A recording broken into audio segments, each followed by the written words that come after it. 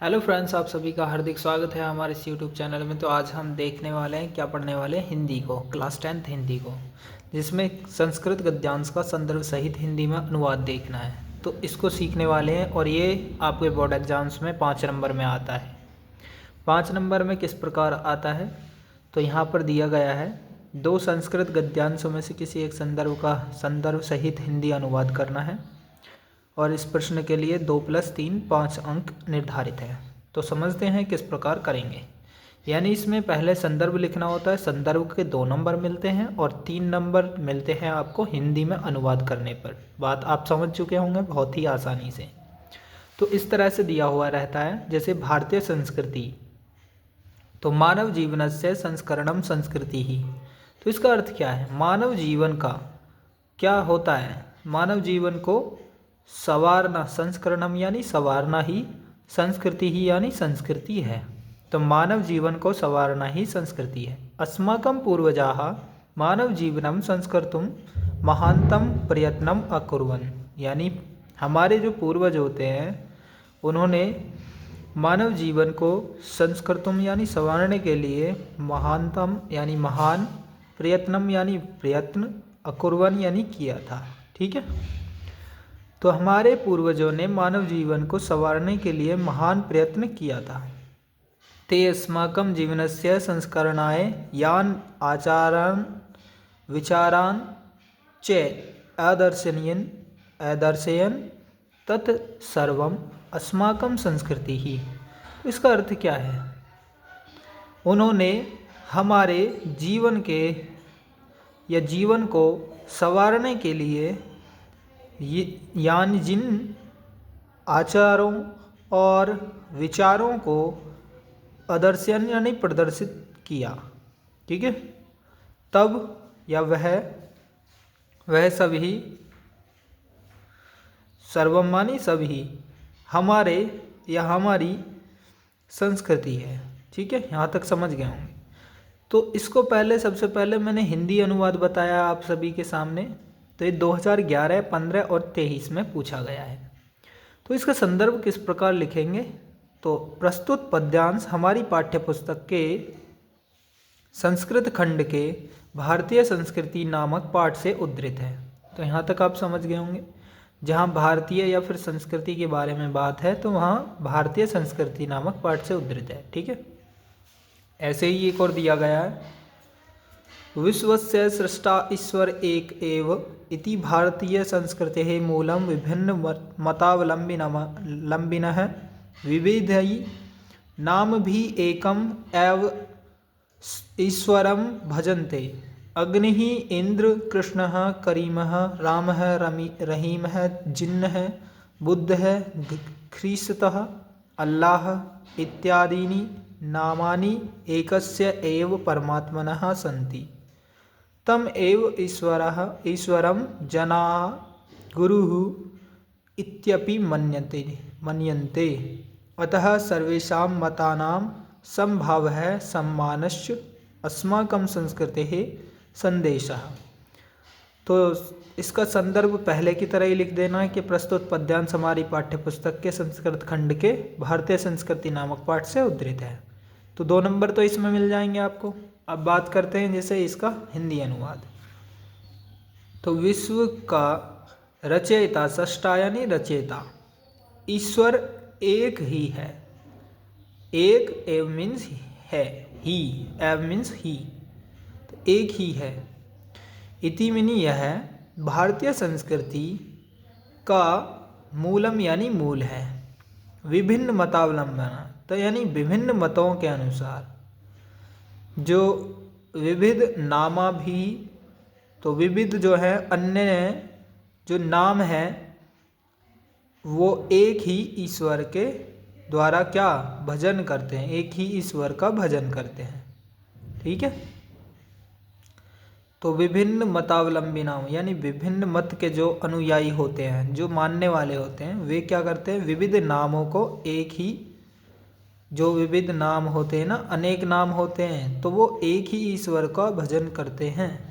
जैसे अग्नि, इंद्र, कृष्ण, करीम, राम, रहीम, जिन को बोलते हैं जिन, और बुद्ध या ख्रिस्त का मतलब है ईसा, ठीक है, ईसा मसीह जो हों, और अल्लाह इत्यादि इत्यादि वे क्या हैं, नाम जो हैं एक ही परमात्मा के होते हैं, यानी एक ही ईश्वर के हैं। ये सभी नाम एक ही ईश्वर के हैं।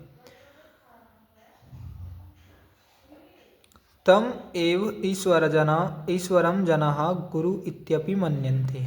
तो इसका मतलब क्या है कि उसी ईश्वर को लोग गुरु के रूप में भी मानते हैं, गुरु आदि के रूप में भी मानते हैं। अतः सर्वेशाम यानी सभी जगह पर, मता नाम सभी के मतों को उनके प्रति समभाव यानी समान भावना, समान सम्मान भाव और समान भावना और सम्मान हमारे या हमारी संस्कृति का संदेश है, यानी संदेश है।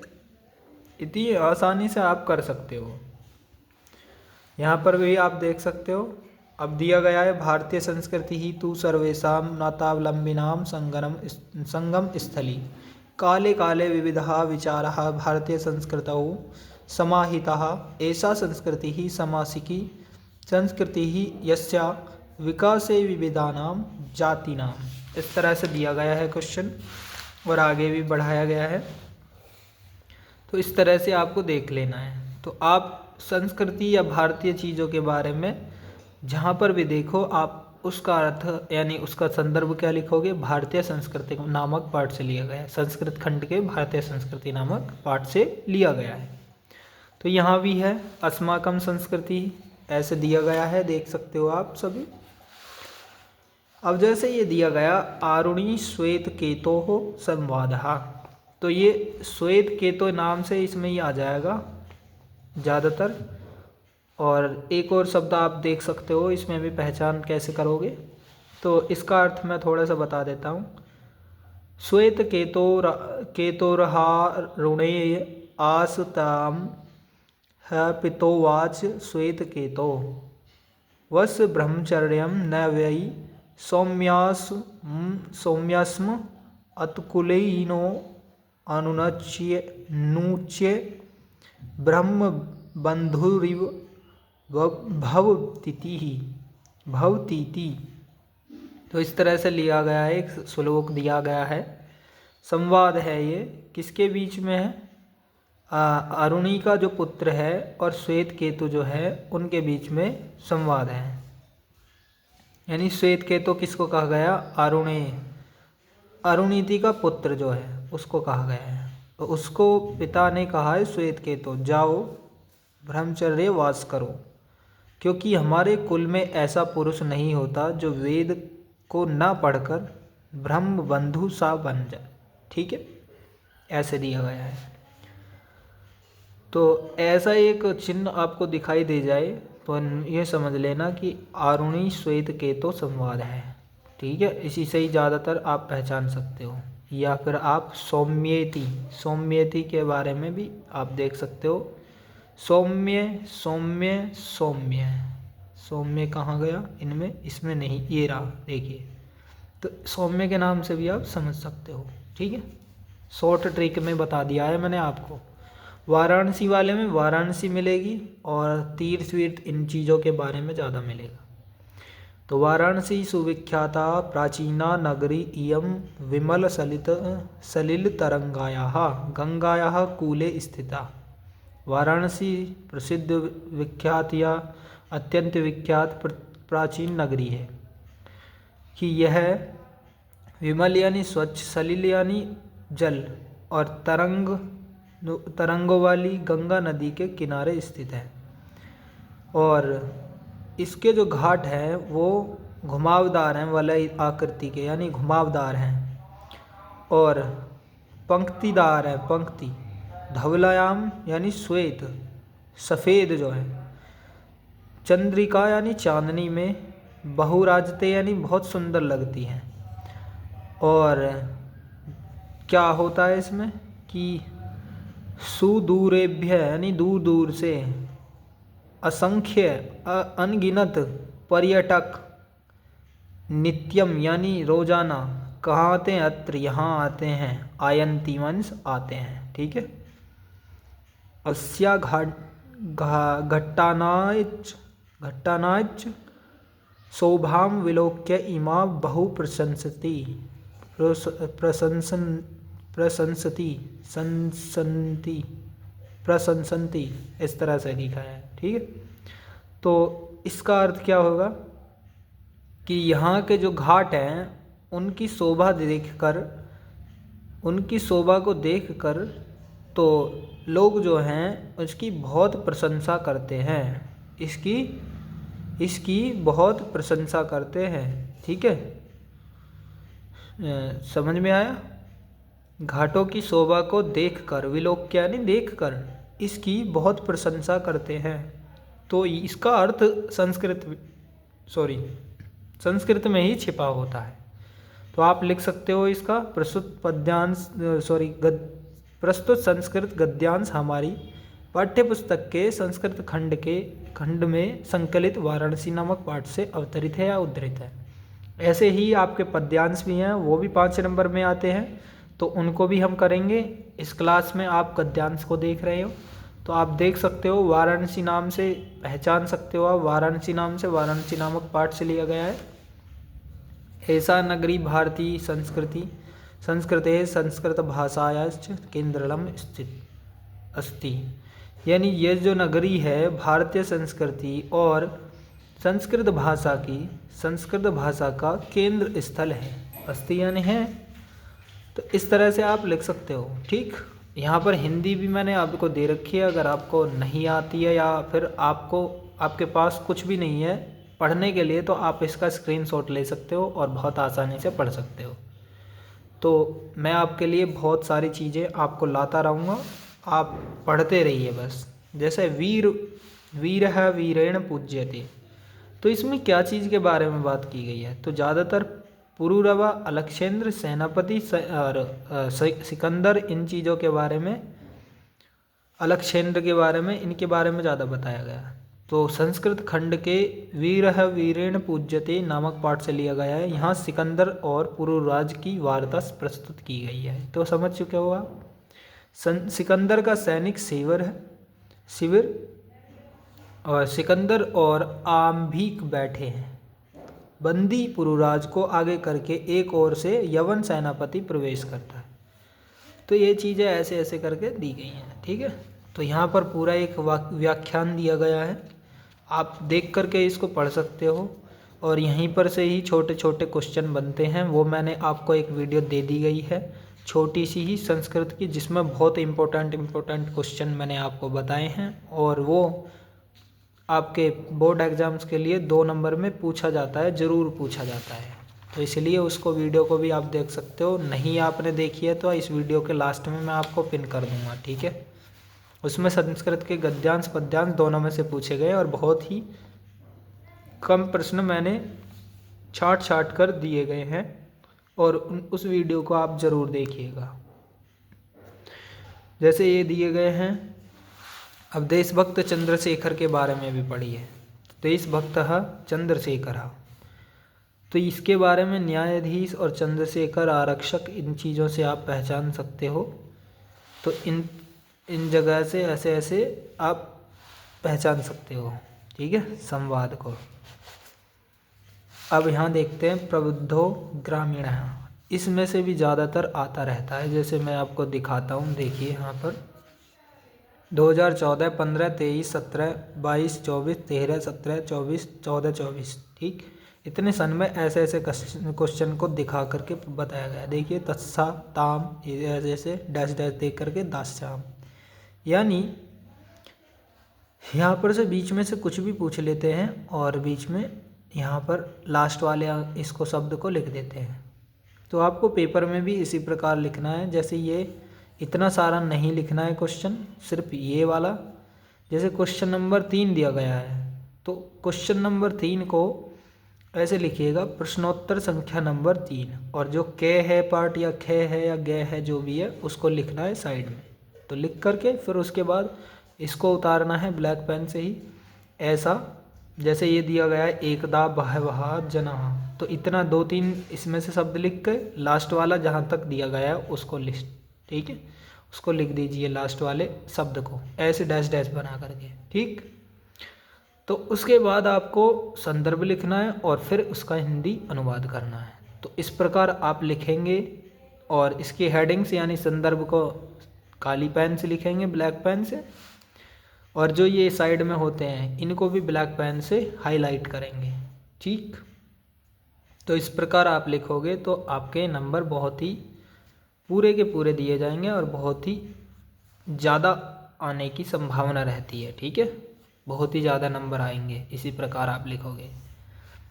तो जैसे इसमें दिया गया है, ये रहा प्रस्तुत गद्यांश हमारी पाठ्यपुस्तक के संस्कृत खंड के प्रबुद्धो ग्रामीणः नामक पाठ से अवतरित है। तो इसमें किसी ग्रामीण की चतुराई का बहुत ही बड़े ही मनोरंजक ढंग से वर्णन किया गया है।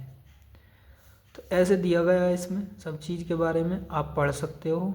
तो यहाँ पर इसका जो ये है पैराग्राफ, इसको देख करके देख लीजिएगा और यहाँ पर भी देख लीजिएगा। तो ये सभी चीज़ें आप देख सकते हो। और अगर आपको इनमें से कोई से उस पर डिटेल पर चाहिए यानी तो आप इस पर बता सकते हो कि ये वाला हमको हिंदी अनुवाद चाहिए और आपकी आवाज़ में, ठीक। तो आप कमेंट करके बता सकते हैं। नागिरकः बहुकालं यावत् अचिन्त्यत् परं प्रहेलिकाया उत्तरं दातुं समर्थः न अभवत्, अतः ग्रामीणम् अवदत्। ग्रामीण बोला अहम अस्याः प्रहेलिका उत्तरम जानामि, यानी मैं इनका उत्तर जानता हूँ। प्रहेलिका यानी कौन होता है, प्रहेलिका यानी पहेली होती है, मैं इस पहेली का उत्तर जानता हूँ। तो क्या बोलते, इदम श्रुत्वा ग्रामीणः अकथयत्, और यह सुनकर क्या बोले, ग्रामीण बोला, ग्रामीण ने कहा यदि भवाम उत्तराम न जानती, यदि आप उत्तर नहीं जानते हो, तर्हिं ददातुम 10 रूप्यकाणि, तो 10 रुपये देंगे तुम, ठीक है, नहीं जानते हो तो 10 रुपये देना। अतः मलान मुखेन नागरिकेण समय अनुसारम 10 रूप्यकाणि दत्तानि। बोल रहे हैं खिन्न मुख वाले शहरी ने शर्त के अनुसार 10 रुपये दिए, ठीक। मलान मुखेन यानी जो चिढ़ने वाला, जो चिढ़ करके मुख से, तो नागरिकेण यानी शहरी ने समय के अनुसार, शर्त के अनुसार 10 रुपये दिए, ठीक। तो इसको पूरी समझ में, शहरी ने बहुत देर तक विचार किया किंतु वह पहेली का उत्तर देने में समर्थ नहीं हुआ। अतः ग्रामीण से बोला मैं इस पहेली का उत्तर नहीं जानता हूँ, ठीक। यहाँ पर लिखा है अहम अस्या प्रहेलिका उत्तर जानामि, तो यहाँ पर कुछ मिस्टेक्स हुई है तो लिख यहाँ पर नहीं हुए, ठीक है। तो आप देख करके सही से कर लेना। यहाँ पर अस्या प्रहेलिका उत्तर जानामि, यहाँ पर न होना चाहिए, ठीक है, तो तभी तो बोलेगा कि उत्तर नहीं जानता हूँ। यह सुनकर इसने बोला कि आप उत्तर नहीं जानते तो 10 रुपये दें, तो इसने मुंह बना करके शहरी लोग ने, उसने शर्त के अनुसार 10 रुपये दे दिए उसको, किसको, गांव के जो जिसने पहेली पूछी थी। तो इस तरह से देख लीजिएगा यहाँ पर, या फिर मैं आपको हिंदी बता देता हूँ, आप उस तरह से हिंदी में लिख सकते हो। देखिए जैसे ये वाला दिया गया है, एक यहाँ पर गद्यांश दिया गया है संस्कृत में, उसका हिंदी में अनुवाद मैं कर देता हूँ। फिर ग्रामीण बोला अब आप पहेली पूछे। दंड देने से दुखी शहरी बहुत समय तक विचार करके भी किसी पहेली को याद न कर सका, अतः अत्यधिक लज्जित होता हुआ बोला अपनी पहेली का उत्तर तुम ही दो। तब उस ग्रामीण ने हंसकर अपनी पहेली का सही उत्तर दिया, पत्र, क्योंकि वह पैरों के बिना भी दूर तक जाता है और अक्षरों से युक्त होने पर भी पंडित नहीं होता। और इसी समय उस ग्रामीण का गांव आ गया। वह हंसता हुआ रेलगाड़ी से उतरकर अपने गांव की ओर चल पड़ा। शहरी लज्जित होकर पहले की तरह चुप बैठ गया। तो सारे यात्री उस वाचाल शहरी को देखकर हंसने लगे। तब उसने अनुभव किया कि ज्ञान सर्वत्र संभव है, ग्रामीण भी कभी शहरियों से अधिक बुद्धिमान होते निकल जाते हैं। ठीक, समझ गए होगे आप, इस तरह से आप समझ सकते हो। तो नेक्स्ट क्लास में आपको मैं संस्कृत पद्यांश का संदर्भ सहित अनुवाद उसमें सिखाऊंगा। तो नेक्स्ट क्लास के लिए आप तैयार रहिएगा, और इसमें मैं कोशिश करूंगा कि आपको सही सही सब चीज़ें समझा दूं। तो वो क्लास आपकी थोड़ी बड़ी रहेगी, लेकिन सभी चीज़ें आपको एक ही क्लास में मिलेंगी। ठीक है, मिलते हैं नेक्स्ट क्लास में। जय हिंद, जय भारत।